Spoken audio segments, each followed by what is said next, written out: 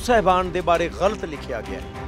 बाबा बंदा सिंह बहादुर बारे गलत लिखा गया, बल्कि सिख होंद बारे गलत लिखा गया। इत्थे बैठिया नूं किन्ने चिर हो गए, किन्ने महीने हो गए, और उसके बावजूद इस सरकार के कन ते जूं नहीं सर करेगी। जिन्होंने नहीं किया चले गए ना, तो नवे आए नहीं, 1.5 महीना हो गया इत्थे आके गए, मैंने दस्सिया सरसा जी ने। तो जे इत्थे आके भी चले गए और फिर भी कुछ नहीं किया, तो फिर भाई तुसी भी जाओगे। तो किसी कौम का सिर नीवा करना हो, ਉਹਦੇ ਗਰੂਰ ਨੂੰ ਤੋੜਨਾ ਹੋਵੇ, ਉਹਦੇ ਫਖਰ ਨੂੰ ਥੱਲੇ ਕਰਨਾ ਹੋਵੇ, ਤਾਂ ਉਹਦੀ ਹਿਸਟਰੀ ਬਦਲ ਦਿਓ। ਇਹ ਹਿਸਟਰੀ ਬਦਲੀ ਜਾ ਰਹੀ ਹੈ। ਸਾਡੇ ਪਿੰਡਾਂ ਦੇ ਵਿੱਚ ਮੁੰਡੇ ਕਿੰਨੇ ਮਾਹਿਰ ਨੇ ਬੜੀਆਂ ਚੀਜ਼ਾਂ ਨੂੰ, ਕਿੰਨੇ ਜੁਗਾੜ ਕਰਕੇ ਕੋਈ ਇੰਜਨ ਚਲਾ ਲੈਂਦਾ, ਕੋਈ ਟਰੈਕਟਰ ਚਲਾ ਲੈਂਦਾ, ਉਹਨੂੰ ਅਸੀਂ ਇੰਜੀਨੀਅਰਿੰਗ ਕਿਉਂ ਨਹੀਂ ਪੜ੍ਹਾ ਸਕਦੇ? ਇਸ ਲਈ ਕਿ ਉਹ ਇੰਗਲਿਸ਼ ਦੇ ਵਿੱਚ। ਇਹ ਬੇਸਿਕ ਗੱਲਾਂ ਤੁਹਾਨੂੰ ਦਿੱਲੀ ਵਾਲੇ ਨਹੀਂ ਦੱਸਣਗੇ, ਪੰਜਾਬ ਵਾਲੇ ਦੱਸਣਗੇ। ਕਿ ਰਸ਼ੀਆ ਦੇ ਵਿੱਚ ਹੈ ਨਹੀਂ ਗੇ ਡਾਕਟਰ ਤੇ ਇੰਜੀਨੀਅਰ, ਹੈਗੇ ਆ ਨਾ, ਚਾਈਨਾ 'ਚ ਹੈ ਨਹੀਂ, ਤਾਂ ਸਾਡੇ ਪੰਜਾਬੀ 'ਚ ਨਹੀਂ ਹੋ ਸਕਦੇ। ਦੋਸਤੋ ਤੁਸੀਂ ਰੋਜ਼ਾਨਾ ਸਪੋਕਸਮੈਨ ਦੇਖ ਰਹੇ ਹੋ ਤੇ ਮੈਂ ਸ਼ੈਸ਼ਵ ਨਾਗਰਾ ਤੁਹਾਡੇ ਸਾਰਿਆਂ ਦਾ ਸਵਾਗਤ ਕਰਦਾ। ਕਹਿੰਦੇ ਜਦੋਂ ਕਿਸੇ ਨੂੰ ਕਮਜ਼ੋਰ ਕਰਨਾ ਹੋਵੇ, ਕਿਸੇ ਕੌਮਾਂ ਨੂੰ ਤਬਾਹ ਕਰਨਾ ਹੋਵੇ, ਤਾਂ ਉਹਨਾਂ ਦੀ ਬੋਲੀ ਤੇ ਉਹਨਾਂ ਦਾ ਵਿਰਸਾ ਉਹਨਾਂ ਤੋਂ ਖੋਹ ਲਵੋ। ਤੇ ਅਜਿਹਾ ਹੀ ਕੁਝ ਦੇਖਣ ਨੂੰ ਮਿਲ ਰਿਹਾ, ਕਿਉਂਕਿ ਪਿਛਲੀ 7 ਫਰਵਰੀ ਤੋਂ ਕਈ ਲੋਕ ਪੰਜਾਬ ਸਕੂਲ ਐਜੂਕੇਸ਼ਨ ਬੋਰਡ ਦੇ ਬਾਹਰ ਬਲਦੇਵ ਸਿੰਘ ਸਿਰਸਾ ਹੋਰਾਂ ਦੀ ਅਗਵਾਈ ਦੇ ਵਿੱਚ ਧਰਨਾ ਲਗਾਇਆ ਹੋਇਆ, ਕਿਉਂਕਿ ਉਹਨਾਂ ਦਾ ਕਹਿਣਾ ਹੈ ਕਿ ਜਿਸ ਤਰੀਕੇ ਦੇ ਨਾਲ ਪੰਜਾਬ ਸਕੂਲ ਐਜੂਕੇਸ਼ਨ ਬੋਰਡ ਦੀਆਂ ਜਿਹੜੀਆਂ ਕਿਤਾਬਾਂ ਨੇ ਉਹਨਾਂ ਦੇ ਵਿੱਚ ਪੰਜਾਬ ਦੇ ਇਤਿਹਾਸ ਦੇ ਨਾਲ ਛੇੜਛਾੜ ਕੀਤੀ ਗਈ ਹੈ ਤੇ ਸਿੱਖ ਇਤਿਹਾਸ ਨੂੰ ਲੈ ਕੇ ਜਿਹੜਾ ਕੂੜ ਪ੍ਰਚਾਰ ਕੀਤਾ ਜਾ ਰਿਹਾ ਹੈ। ਇਸ ਨੂੰ ਲੈ ਕੇ ਅੱਜ ਜਿਹੜਾ ਪੰਜਾਬ ਸਕੂਲ ਐਜੂਕੇਸ਼ਨ ਬੋਰਡ ਦੇ ਦੋਵੇਂ ਗੇਟ ਸੀਗੇ ਉਹ ਵੀ ਬੰਦ ਕੀਤੇ ਹੋਏ ਨੇ। ਮੇਰੇ ਨਾਲ ਇਸ ਵਕਤ ਗੱਲਬਾਤ ਕਰਨ ਦੇ ਲਈ ਸਮਾਜ ਸੇਵਕ ਅਤੇ ਚਿੰਤਾ ਰੱਖਣ ਵਾਲੇ ਅਮਿਤੋਜ ਮਾਨ ਜੀ ਮੌਜੂਦ ਨੇ। ਸਭ ਤੋਂ ਪਹਿਲਾਂ ਤੁਹਾਡਾ ਸਵਾਗਤ ਹੈ। ਸਤਿ ਸ਼੍ਰੀ ਅਕਾਲ ਜੀ। ਕੀ ਮਕਸਦ ਕੀ ਹੈ ਕਿ ਆਵਾਜ਼ ਨੂੰ ਜਿਹੜਾ ਜਿੱਦਾਂ ਅਸੈਂਬਲੀ ਦੇ ਵਿੱਚ ਬੰਬ ਫੋੜ ਕੇ ਗੂੰਗੀ ਬੈਰੀ ਸਰਕਾਰ ਨੂੰ ਜਗਾਉਣਾ ਹੀ ਇਸ ਬੰਦ ਕਰਨ ਦਾ ਮਤਲਬ ਹੈ? ਆਹੀ ਗੱਲ ਹੈ, ਬਿਲਕੁਲ ਸਹੀ ਕਿਹਾ ਤੁਸੀਂ। ਮੈਨੂੰ ਬਲਕਿ ਤਾਜੁਬ ਵੀ ਹੈਗਾ ਤੇ ਹੈਰਾਨਗੀ ਵੀ ਹੈ ਕਿ ਇੱਥੇ ਬੈਠਿਆਂ ਨੂੰ ਕਿੰਨੇ ਚਿਰ ਹੋ ਗਏ, ਕਿੰਨੇ ਮਹੀਨੇ ਹੋ ਗਏ ਨੇ, ਔਰ ਉਸ ਦੇ ਬਾਵਜੂਦ ਇਸ ਸਰਕਾਰ ਦੇ ਕੰਨ ਤੇ ਜੂੰ ਨਹੀਂ ਸਰ ਕਰੇਗੀ। ਔਰ ਇਹ ਪਤਾ ਕੀ ਹੋ ਰਿਹਾ, ਇਹ ਕੋਈ 1997 ਤੋਂ ਚੱਲ ਰਿਹਾ, ਇਹ ਅੱਜ ਕੱਲ੍ਹ ਦੀ ਗੱਲ ਨਹੀਂ ਗੀ। 1997 ਤੋਂ ਗੁਰੂ ਸਾਹਿਬਾਨ ਦੇ ਬਾਰੇ ਗਲਤ ਲਿਖਿਆ ਗਿਆ ਹੈ। ਬਾਬਾ ਬੰਦਾ ਸਿੰਘ ਬਹਾਦਰ ਬਾਰੇ ਗਲਤ ਲਿਖਿਆ ਗਿਆ, ਬਲਕਿ ਸਿੱਖ ਹੋਂਦ ਬਾਰੇ ਗਲਤ ਲਿਖਿਆ ਗਿਆ ਹੈ। ਜੀ ਤੁਹਾਡੇ ਨਾਲ ਬਾਕੀ ਗੱਲਾਂ ਹੋ ਚੁੱਕੀਆਂ ਹੋਣਗੀਆਂ। ਮੈਂ ਚਾਹੁੰਦਾ ਮੇਰੇ ਸਵਾਲ ਕੁਝ ਵੱਖਰੇ ਨੇ। ਮੈਂ ਕਿ ਤੁਸੀਂ ਜਿਸ ਤਰ੍ਹਾਂ ਤੁਸੀਂ ਵੀ ਕਹਿ ਰਹੇ ਹੋ ਕਿ 97 ਤੋਂ ਇਹ ਸਾਰਾ ਕੁਝ ਚੱਲਦਾ ਆ ਰਿਹਾ, ਕਿ ਅਸੀਂ ਇੰਨੇ ਕਮਜ਼ੋਰ ਸੀ, ਇੰਨੇ ਨਿਕੰਮੇ ਸੀ, ਜਾਂ ਜਿਹੜੇ ਬੁੱਧੀਜੀਵ ਸੀਗੇ ਕਿ ਸਾਨੂੰ ਇਹ ਸਾਰਾ ਕੁਝ ਅੱਜ ਨਜ਼ਰ ਆ ਰਿਹਾ, ਸਾਨੂੰ ਅੱਜ ਧਰਨੇ ਲਗਾ ਕੇ ਕਰਨਾ ਪੈ ਰਿਹਾ। ਬਿਲਕੁਲ ਕਮਾਲ ਦੀ ਗੱਲ ਹੈ ਕਿ 25 ਲੋਕ ਹੁੰਦੇ ਨੇ ਜਿਨ੍ਹਾਂ ਦੀ ਨਜ਼ਰ ਦੇ ਵਿੱਚੋਂ ਲੰਘ ਕੇ ਜਾਂਦੀਆਂ ਇਹ ਚੀਜ਼ਾਂ। ਕੀ ਉਹਨਾਂ ਨੇ ਵਾਚਿਆ ਨਹੀਂ? ਉਦੋਂ ਕਿੰਨੇ ਬੰਦਿਆਂ ਨੂੰ ਤਨਖਾਹ ਦਿੱਤੀ ਜਾਂਦੀ, ਕੀ ਉਹਨਾਂ ਨੇ ਵਾਚਿਆ ਨਹੀਂ? ਕਿ ਉਹਨਾਂ ਦੀਆਂ ਤਨਖਾਹਾਂ ਬੰਦ ਕਰਕੇ ਉਹਨਾਂ 'ਤੇ 295 ਇਹ ਲਾ ਕੇ ਉਹਨਾਂ ਨੂੰ ਭਾਵਨਾਵਾਂ ਭੜਕਾਉਣ ਦੇ ਚੱਕਰ 'ਚ ਕੈਦ ਨਹੀਂ ਕਰਨਾ ਚਾਹੀਦਾ, ਜਾਂ ਉਹਨਾਂ 'ਤੇ ਮੁਕੱਦਮਾ ਨਹੀਂ ਕਰਨਾ ਚਾਹੀਦਾ, ਪਰਚਾ ਦਰਜ ਨਹੀਂ ਹੋਣਾ ਚਾਹੀਦਾ? ਕਿਉਂ ਨਹੀਂ ਕੀਤਾ ਇਹਨਾਂ ਨੇ? ਇਹ ਕੌਣ ਕਰਨ ਵਾਲੇ ਸੀ? ਜਿਹੜੇ ਨਹੀਂ ਕਰਨ ਵਾਲੇ ਸੀ, ਜਿਨ੍ਹਾਂ ਨੇ ਨਹੀਂ ਕੀਤਾ ਉਹ ਚਲੇ ਗਏ ਨਾ, ਤੇ ਨਵੇਂ ਆਏ ਨਹੀਂ, 1.5 ਮਹੀਨਾ ਹੋ ਗਿਆ ਇੱਥੇ ਆ ਕੇ ਗਏ ਨੇ, ਮੈਨੂੰ ਦੱਸਿਆ ਸਰਸਾ ਜੀ ਨੇ। ਤੇ ਜੇ ਇੱਥੇ ਆ ਕੇ ਵੀ ਚਲੇ ਗਏ ਔਰ ਫਿਰ ਵੀ ਕੁਝ ਨਹੀਂ ਕੀਤਾ, ਤਾਂ ਫਿਰ ਭਾਈ ਤੁਸੀਂ ਵੀ ਜਾਓਗੇ। ਕੀ ਅਸੀਂ ਇਹ ਕੋਈ ਤੁਰਕੀ 'ਚ ਨਹੀਂ ਹੋ ਰਿਹਾ, ਨਾ ਹੀ ਬ੍ਰਾਜ਼ੀਲ 'ਚ ਹੋ ਰਿਹਾ, ਇਹ ਸਾਡੇ ਪੰਜਾਬ 'ਚ ਹੋ ਰਿਹਾ। ਤੇ ਪੰਜਾਬ 'ਚ ਹੋ ਰਿਹਾ ਜਿੱਥੇ ਕਿ ਅਸੀਂ ਆਣੇ ਆ ਗੁਰੂਆਂ ਦੇ ਨਾਂ ਤੇ ਵਸਦਾ ਪੰਜਾਬ, ਤੇ ਉਹਨਾਂ ਗੁਰੂਆਂ ਬਾਰੇ ਗਲਤ ਲਿਖਿਆ ਜਾ ਰਿਹਾ ਯਾਰ।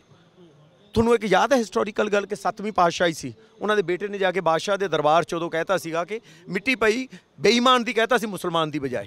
ਤਾਂ ਉਹਦੇ ਨਾਲ ਅਸੀਂ ਕੀ ਕੀਤਾ ਸੀ? ਉਸ ਤੋਂ ਬਾਅਦ ਇਹੋ ਜਿਹੀ ਸ਼ਖਸੀਅਤ ਨਾਲ ਜਿਹਨੇ ਮਾੜਾ ਜਿਹਾ ਗਲਤ ਲਿਖਿਆ ਸੀ, ਉਹ ਵੀ ਕਿਹਾ ਕਿ ਮੌਕੇ ਦੇ ਬਾਦਸ਼ਾਹ ਨੂੰ ਮੁਸਲਮਾਨ ਦੀ ਬਜਾਏ ਬੇਈਮਾਨ ਕਹਿ ਦਿੰਦੇ ਆ, ਉਹਦੇ 'ਤੇ ਵੀ ਅਸੀਂ ਇਤਰਾਜ਼ ਕੀਤਾ। ਸਾਡਾ ਕਿੰਨੇ ਡੇਰਾਵਾਦ ਨਾਲ ਹੋਰਾਂ ਨਾਲ ਸਾਡੀਆਂ ਪ੍ਰੋਬਲਮਾਂ ਨੇ, ਕਿਉਂ ਨੇ? ਉਹਦੀ ਵਜ੍ਹਾ ਹੈ ਕਿ ਜੋ ਸਿੱਖ ਗੁਰੂਆਂ ਨੇ ਸਾਨੂੰ ਇੱਕ ਰਾਸਤਾ ਵਿਖਾਇਆ ਹੈ, ਉਸ ਨਾਲ ਉਹਨਾਂ ਦੀ ਗੱਲਾਂ ਕਿਤੇ ਨਾ ਕਿਤੇ ਟਕਰਾਉਂਦੀਆਂ ਨੇ। ਤੇ ਜੇ ਉਹਨਾਂ ਗੁਰੂਆਂ ਬਾਰੇ ਹੀ ਮਾੜਾ ਲਿਖਿਆ ਜਾ ਰਿਹਾ ਹੋਵੇ, ਉਹ ਵੀ ਸਾਡੀ ਜਗ੍ਹਾ 'ਤੇ ਜਿੱਥੇ ਉਹਨਾਂ ਨੇ ਖੂਨ ਪਸੀਨਾ ਸ਼ਹਾਦਤਾਂ ਹੋਈਆਂ ਹੋਣ, ਤਾਂ ਲਾਹਨਤ ਹੈ ਸਾਡੇ 'ਤੇ, ਔਰ ਲਾਹਨਤ ਹੈ ਸਰਕਾਰਾਂ ਚਲਾਉਣ ਵਾਲਿਆਂ 'ਤੇ ਜਿਨ੍ਹਾਂ ਦੀ ਨਜ਼ਰ 'ਚ। ਔਰ ਕਮਾਲ ਦੀ ਗੱਲ ਵੇਖੋ ਤੁਸੀਂ, ਸਰਕਾਰ ਨਹੀਂ, ਇੱਕ ਸ਼੍ਰੋਮਣੀ ਕਮੇਟੀ ਦੀ ਕਿਤਾਬ 'ਚ ਵੀ ਇਹ ਹੈ। ਆਹ ਹਾਲ ਹੈ ਸਾਡਾ। ਕਿੰਨੇ ਲੋਕ, ਕਿੰਨੇ ਬੱਚੇ ਉਹਨੂੰ ਪੜ੍ਹ ਗਏ ਨੇ, ਕੀ ਕੁਛ ਅਸੀਂ ਕਰੀ ਜਾਂਦੇ ਹਾਂ। ਅੱਜ ਆ 9ਵੇਂ ਪਾਤਸ਼ਾਹੀ ਦੀ ਪ੍ਰਕਾਸ਼ ਉਤਸਵ ਮਨਾਇਆ, ਗੱਲਾਂ ਹੀ ਕਰ ਰਹੇ ਹੋ ਉਸੇ 9ਵੀਂ ਪਾਤਸ਼ਾਹੀ ਬਾਰੇ ਇਸ ਬੁੱਕ ਦੇ ਵਿੱਚ ਲਿਖਿਆ ਹੋਇਆ। ਕਿਤੇ ਤਾਂ ਸਕੂਲ ਐਜੂਕੇਸ਼ਨ ਬੋਰਡ ਦਾ ਇਹ ਕੰਮ ਹੋਣਾ ਚਾਹੀਦਾ ਕਿ ਬੱਚਿਆਂ ਨੂੰ ਸਿੱਖਿਅਤ ਕੀਤਾ ਜਾਵੇ, ਉਹਨਾਂ ਨੂੰ ਚੰਗੇ ਰਾਹ ਪਾਇਆ ਜਾਵੇ, ਪਰ ਉਹ ਜਿਹੜਾ ਕੂੜ ਪ੍ਰਚਾਰ ਨੂੰ ਅੱਗੇ ਪ੍ਰਚਾਰ ਕਰ ਰਹੇ ਨੇ। ਆਹੀ ਹੋ ਰਿਹਾ, ਹੋਰ ਕੀ ਹੋ ਰਿਹਾ? ਇਹਨੂੰ ਕੂੜ ਪ੍ਰਚਾਰ ਨਹੀਂ ਕਹਾਂਗੇ ਤਾਂ ਆਪਾਂ ਹੋਰ ਕੀ ਕਹਾਂਗੇ? ਕਿ ਟੋਟਲ ਗਲਤ ਬੋਲਿਆ ਜਾਵੇ। ਕਿਸੇ ਕੌਮ ਨੂੰ ਖਤਮ ਕਰਨਾ ਹੋਵੇ ਨਾ, ਉਹ ਤਾਂ ਉਹਦੀ ਜ਼ੁਬਾਨ ਖੋਲੋ, ਜਿਵੇਂ ਤੁਸੀਂ ਵੀ ਹੁਣੇ ਕਹਿ ਰਹੇ ਸੀ। ਤੇ ਕਿਸੇ ਕੌਮ ਦਾ ਸਿਰ ਨੀਵਾ ਕਰਨਾ ਹੋਵੇ, ਉਹਦੇ ਗਰੂਰ ਨੂੰ ਤੋੜਨਾ ਹੋਵੇ, ਉਹਦੇ ਫਖਰ ਨੂੰ ਥੱਲੇ ਕਰਨਾ ਹੋਵੇ, ਤਾਂ ਉਹਦੀ ਹਿਸਟਰੀ ਬਦਲ ਦਿਓ।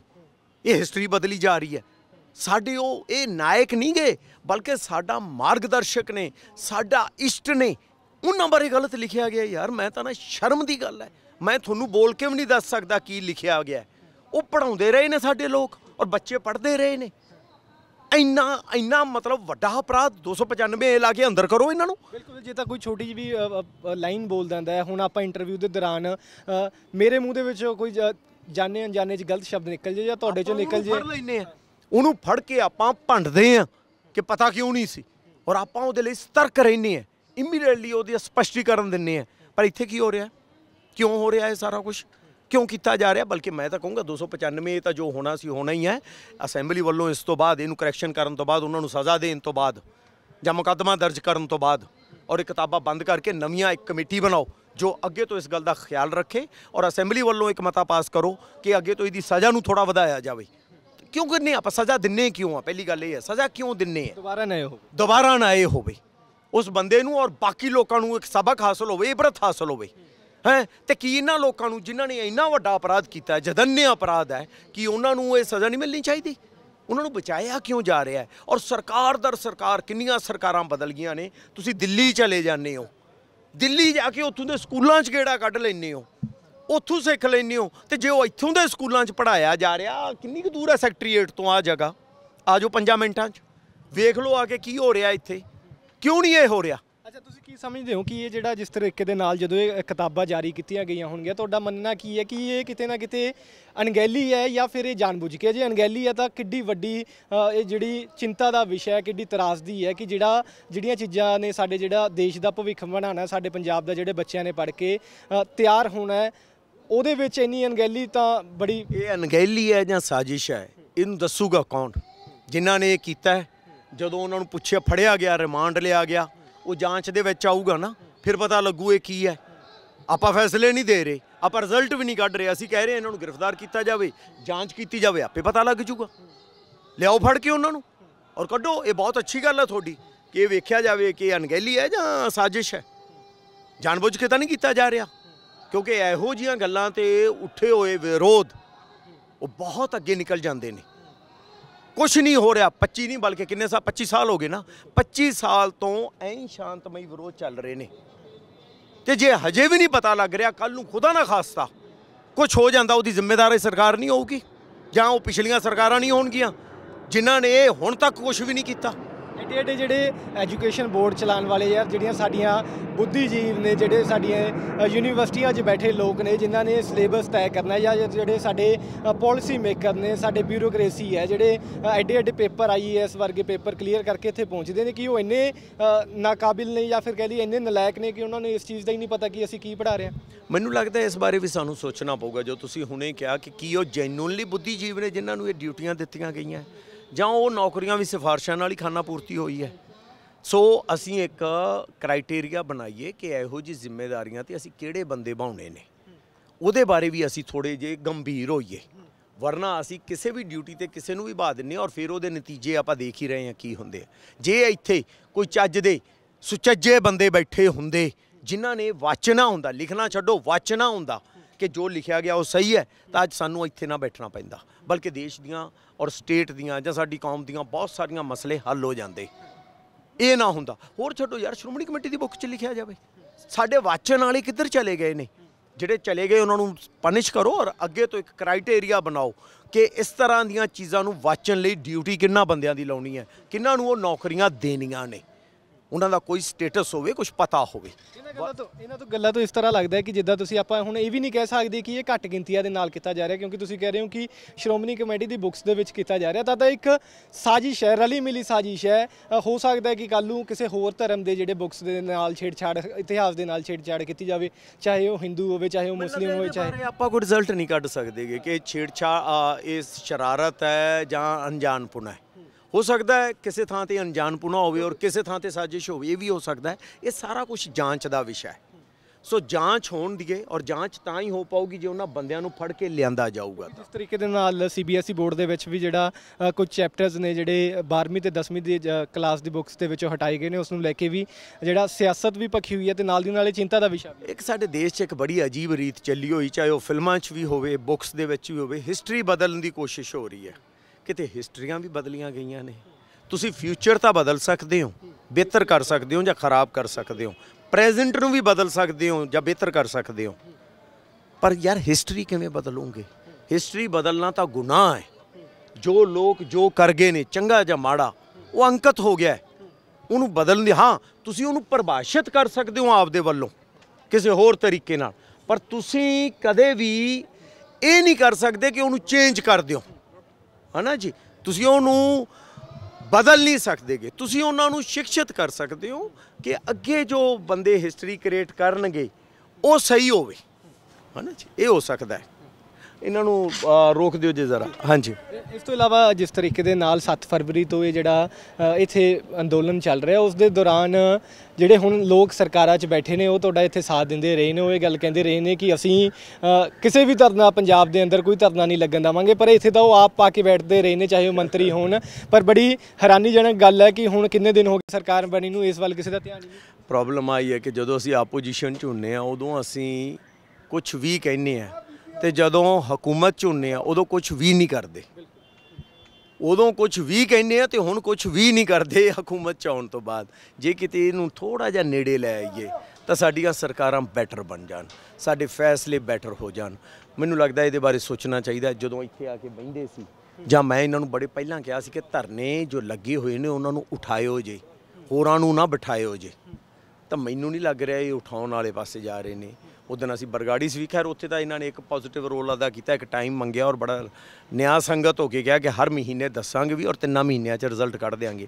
ਮੈਨੂੰ ਲੱਗਦਾ ਇਹ ਇੱਥੇ ਕਹਿ ਦੇ, ਨਹੀਂ ਤਾਂ ਹੁਣ ਅੱਜ ਅਸੀਂ ਇੱਕ ਫੈਸਲਾ ਕੀਤਾ ਸੀ ਉਹਨੇ 3 ਤਰੀਕ ਨੂੰ ਉਹਦਾ ਅਨਾਉਂਸ ਵੀ ਹੋ ਜਾਊਗਾ ਕਿ ਅਗਲੀ ਕਾਲ ਫਿਰ ਤਿੱਖੀ ਹੋਊਗੀ। ਮਾਨ ਸਾਹਿਬ ਦੀ ਜ਼ਿੰਮੇਦਾਰ ਸਰਕਾਰ ਹੋਊ। ਜਦੋਂ ਆਪਾਂ ਇੱਥੇ ਧਰਨਾ ਲਗਾ ਰਹੇ ਸੀ ਉੱਥੇ ਮੈਂ ਖੜਾ ਸੀਗਾ ਤਾਂ ਮੈਨੂੰ 5-7 ਮਾਵਾਂ ਜਿਹੜੀਆਂ ਆਪਸ ਦੇ ਵਿੱਚ ਗੱਲ ਕਰਦੀਆਂ ਹੋਈਆਂ ਨਜ਼ਰ ਆਈਆਂ, ਜਿਹੜੀਆਂ ਅੱਜ ਆਪਣੇ ਬੱਚਿਆਂ ਦਾ ਇੱਥੇ ਕੋਈ ਰੋਲ ਨੰਬਰ ਲੈਣ ਆਈਆਂ ਹੋਈਆਂ ਨੇ। ਉਹ ਆਪਸ 'ਚ ਗੱਲ ਕਰ ਰਹੀਆਂ ਸੀ। ਇੱਕ ਕਹਿੰਦੀ ਹੈ ਕਿ ਮੈਨੂੰ ਤਾਂ ਡਰ ਹੀ ਲੱਗ ਰਿਹਾ ਕਿ ਮੇਰਾ ਬੱਚਾ ਕਿਤੇ ਘਰੇ ਕੁਝ ਕਰ ਨਾ ਲਵੇ। ਦੂਸਰੀ ਹੱਸ ਕੇ ਕਹਿੰਦੀ ਹੈ ਕਿ ਜੇ ਮੈਂ ਰੋਲ ਨੰਬਰ ਨਾ ਲੈ ਕੇ ਗਈ, ਮੇਰਾ ਬੱਚਾ ਤਾਂ ਧਮਕੀ ਵੀ ਇਸ ਗੱਲ ਦੀ ਦਿੰਦਾ ਕਿ ਮਾਤਾ ਜੇ ਰੋਲ ਨੰਬਰ ਨਾ ਲੈ ਕੇ ਆਏ ਤਾਂ ਮੈਂ ਕੁਝ ਕਰ ਲੈਣਾ। ਸੋ ਇਹ ਵੀ ਸਿਸਟਮ ਦੇ ਵਿੱਚ ਕਿੰਨਾ ਚੇਂਜ ਹੋਣ ਵਾਲਾ ਹੈ ਕਿ ਪਰਸੋਂ ਉਹਨਾਂ ਦੇ ਬੱਚੇ ਦਾ ਪੇਪਰ ਹੈ ਤੇ ਪੰਜਾਬ ਸਕੂਲ ਐਜੂਕੇਸ਼ਨ ਬੋਰਡ ਨੇ ਹਾਲੇ ਤੱਕ ਉਹਨਾਂ ਦੇ ਕਿਸੇ ਟੈਕਨੀਕਲ ਐਰਰ ਕਰਕੇ ਉਹਨਾਂ ਨੂੰ ਰੋਲ ਨੰਬਰ ਨਹੀਂ ਦਿੱਤੇ, ਤੇ ਜਦੋਂ ਆਸ ਉਮੀਦ ਦੇ ਨਾਲ ਇੱਥੇ ਆਏ ਤਾਂ ਇਹ ਧਰਨੇ ਮੁਜ਼ਾਹਰੇ। ਮੈਨੂੰ ਦੱਸੋ ਲੈ ਵੀ 2 ਦਿਨ ਪਹਿਲਾਂ ਤੱਕ ਰੋਲ ਨੰਬਰ ਨਹੀਂ ਮਿਲਿਆ ਤਾਂ ਬੱਚੇ ਦੇ ਦਿਮਾਗ 'ਚ ਕਿੰਨਾ ਉਹ ਕੀ ਸ਼ਸ਼ੋਪੰਜ ਹੋਣਾ ਕਿ ਮੈਂ ਬੈਠ ਰਿਹਾ ਜਾਂ ਨਹੀਂ ਬੈਠ ਰਿਹਾ। ਸਾਨੂੰ ਪਤਾ ਲੱਗਿਆ, ਅਸੀਂ ਤਾਂ ਗੇਟ ਖੋਲ੍ਹਤਾ ਉਦੋਂ ਹੀ ਇਮੀਡੀਏਟਲੀ, ਹੈ ਨਾ ਜੀ। ਇਸੇ ਲਈ ਅਸੀਂ ਕਿਹਾ ਕਿ ਇਹ ਭਾਈ ਸੰਕੇਤਕ ਹੋ ਗਿਆ, 11 ਵਜੇ ਹੀ ਗੇਟ ਖੋਲ੍ਹ ਰਹੇ ਹਾਂ। ਲੇਕਿਨ ਅਗਲੀ ਕਾਲ ਅਸੀਂ ਇਹਨਾਂ ਚੀਜ਼ਾਂ ਨੂੰ ਦੇਖ ਕੇ ਕਿ ਅੱਗੇ ਕੋਈ ਇਹੋ ਜਿਹਾ ਕੁਛ ਨਾ ਹੋਵੇ ਔਰ ਉਸ ਦਿਨ ਫਿਰ ਖੋਲ੍ਹਿਆ ਨਹੀਂ ਜਾਣਗੇ, ਪਰਮਾਨੈਂਟ ਬੰਦ ਕੀਤੇ ਜਾਣਗੇ। ਕਾਲ ਤੋਂ ਇਲਾਵਾ ਵੀ ਪਰ ਸਿੱਖਿਆ ਬੋਰਡ ਦੇ ਜਿਹੜਾ ਮੈਂ ਸਿਸਟਮ ਦੇ ਵਿੱਚ ਹੀ ਸਿਸਟਮ ਤਾਂ ਤੁਸੀਂ ਸੋਚੋ ਕਿ ਸਿਸਟਮ ਦਾ ਤਾਂ ਸੱਤਿਆਨਾਸ਼ ਹੋਇਆ ਪਿਆ। ਇਸੇ ਲਈ ਮੈਂ ਕਿਹਾ ਕਿ ਸਿੱਖਣ ਲਈ ਸਭ ਤੋਂ ਪਹਿਲਾਂ ਆਪਦੇ ਆਸੇ-ਪਾਸੇ ਨੂੰ ਸਹੀ ਕੀਤਾ ਜਾਂਦਾ ਹੈ, ਫਿਰ ਉਸ ਤੋਂ ਬਾਅਦ ਦਾਇਰਾ ਸ਼ਹਿਰ ਤੱਕ ਜਾਂ ਸਟੇਟ ਤੱਕ ਵਧਾਇਆ ਜਾਂਦਾ, ਫਿਰ ਦੂਜੀਆਂ ਸਟੇਟਾਂ 'ਚ ਸਿੱਖਣ ਜਾਇਆ ਜਾਂਦਾ ਹੈ। ਪਹਿਲਾਂ ਜੋ ਤੁਹਾਡੇ ਸਾਹਮਣੇ ਨਜ਼ਰ ਆ ਰਿਹਾ ਖਰਾਬ ਆ ਉਹਨੂੰ ਤਾਂ ਸਹੀ ਕਰ ਲਓ। ਪਹਿਲਾਂ ਉਧਰ ਨੂੰ ਭੱਜ ਪਏ ਹੋ, ਪਹਿਲਾਂ ਇਹਨੂੰ ਆ ਪੰਜਾਬ ਸਕੂਲ ਸਿੱਖਿਆ ਬੋਰਡ ਨੂੰ ਤਾਂ ਸਹੀ ਕਰ ਲਓ ਜੋ ਹੁਣ ਤੱਕ ਕਰ ਰਹੇ ਆ। ਅਸੀਂ ਤਾਂ ਕਿਹਾ ਸੀ ਪੰਜਾਬੀ ਲੈਂਗੁਏਜ ਲਾਗੂ ਕਰੋ, ਤੇ ਕਿਉਂ ਨਹੀਂ ਕਰ ਰਹੇਗੇ? ਕਿਉਂ ਨਹੀਂ ਕਰ ਰਹੇ ਤੁਸੀਂ? ਸਭ ਤੋਂ ਜ਼ਰੂਰੀ ਸਾਡੇ ਕਿੰਨੇ ਸਕਿਲਡ ਬੰਦੇ ਨੇ ਜੋ ਸਫਰ ਕਰ ਰਹੇ ਨੇ ਬਿਕੋਜ਼ ਆਫ ਲੈਂਗੁਏਜ ਬੈਰੀਅਰ।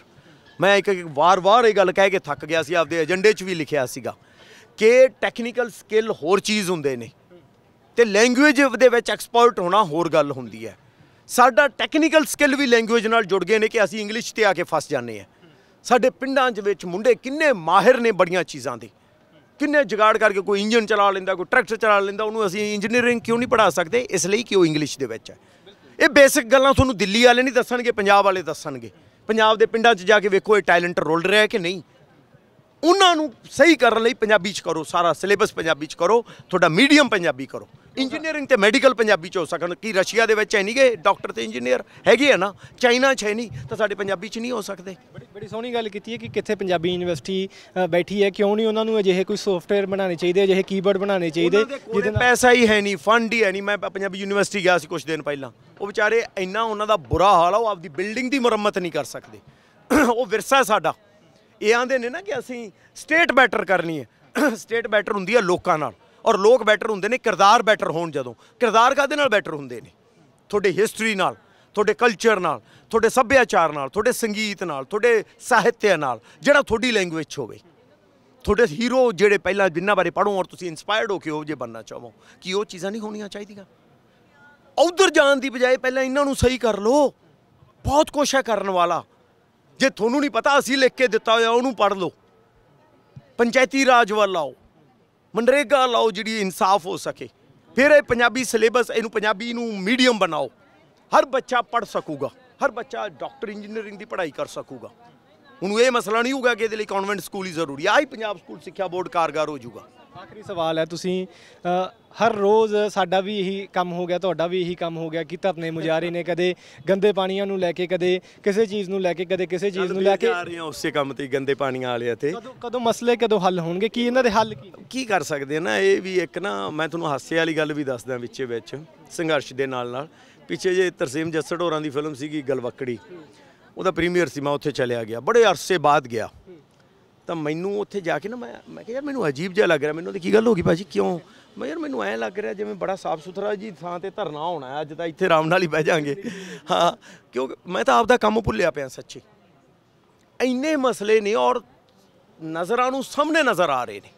ਮਤਲਬ ਪਾਣੀ ਕਾਲਾ ਹੈ, ਉਹ 'ਚ ਭਾਫਾਂ ਨਿਕਲ ਰਹੀਆਂ ਨੇ ਕੈਮੀਕਲ ਦੀਆਂ, ਉਹ ਸਾਹਮਣੇ ਨਜ਼ਰ ਆ ਰਹੀਆਂ। ਉਹਨੂੰ ਸੁਧਾਰਨ ਦੀ ਕੋਈ ਗੱਲ ਹੀ ਨਹੀਂ ਕਰ ਰਿਹਾਗਾ। ਕਿਉਂ ਨਹੀਂ ਕਰ ਰਹੇਗੇ? ਕਰ ਸਕਦੇ ਹੋ ਨਾ, ਕਰ ਲਓ, ਹੈ ਨਾ। ਇਹ ਚੀਜ਼ਾਂ ਨਹੀਂ ਕਰ ਰਹੇਗੇ ਬਸ। ਚਲੋ ਖੈਰ, ਆਪਾਂ ਆਪਦਾ ਕੰਮ ਕਰੀ ਜਾਂਦੇ, ਤੁਸੀਂ ਵੀ ਕਰੀ ਚੱਲੋ। ਸ਼ਾਇਦ ਇਸੇ ਤਰ੍ਹਾਂ ਨਾਲ ਆਵਾਜ਼ੇ ਖਲਕਤ ਨਗਾੜਾ ਖੁਦਾ ਇਹੋ ਜਿਹੇ ਸਨ। ਦੇਖਦੇ ਹਾਂ ਆਪਾਂ। ਬਹੁਤ ਬਹੁਤ ਧੰਨਵਾਦ ਇਸੇ ਉਮੀਦ ਦੇ ਨਾਲ ਕਿ ਕਦੇ ਤਾਂ ਜਿਹੜੀਆਂ ਸਰਕਾਰਾਂ ਇਸ ਵੱਲ ਧਿਆਨ ਦੇਣਗੀਆਂ, ਕਦੋਂ ਤਾਂ ਇਹ ਜਿਹੜੀ ਆਵਾਜ਼ ਹੈ ਸਰਕਾਰਾਂ ਦੇ ਕੰਨਾਂ ਵਿੱਚ ਪਊਗੀ ਤੇ ਇਹਨਾਂ ਮਸਲਿਆਂ ਦਾ ਹੱਲ ਹੋਊਗਾ। ਸੋ ਇਸੇ ਉਮੀਦ ਦੇ ਨਾਲ ਤੁਹਾਡੇ ਤੋਂ ਆਗਿਆ ਲੈਂਦੇ ਹਾਂ। ਤੁਸੀਂ ਦੇਖ ਰਹੇ ਸੀ ਰੋਜ਼ਾਨਾ ਸਪੋਕਸਮੈਨ, ਕੈਮਰਾਮੈਨ ਜੱਸੀ ਦੇ ਨਾਲ ਮੈਂ ਸ਼ਸ਼ਮ ਨਾਗਰਾ, ਮੋਹਾਲੀ।